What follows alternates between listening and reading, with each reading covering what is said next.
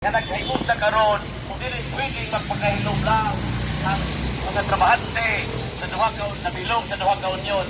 Minsa wala na gitupunta sa pamilulod ng ilang trabaho ikan kahapon. Ato karon na pasultiyon ang ato mga opisyalis aron sa mapahungaw sila ang mga isyu. Ang istorya dito, no?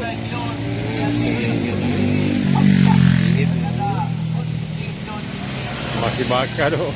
Ang unyon, mga igsoon, Kawagisan kay Ryan kaya matindam.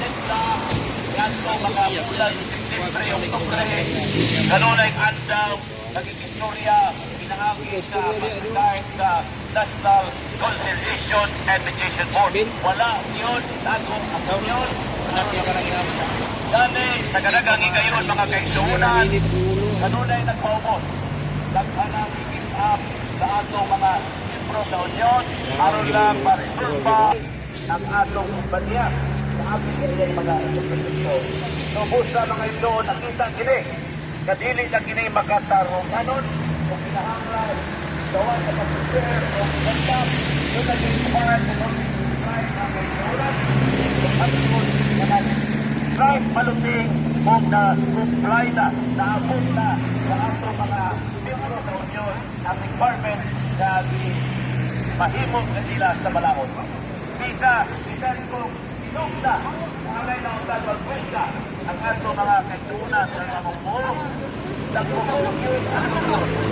Ang mura sa unay ihap nyo sa ikan atong siyempre wala ngayon na mga sitaw ang ihimo sa ato. Tukaw kay palandungon.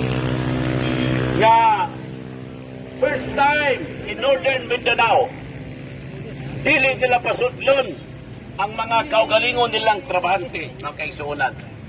Daghan diri sa mga trabahante sa hosting na ilalom sa atong duha ka unyon nang dungis sa trabaho.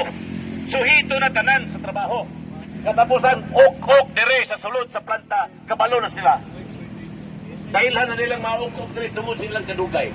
O karon nakangako ang kumpanya for the first time nga dili sila pasudlon. Unsay gustong ipasabot dinhi mga igsoon.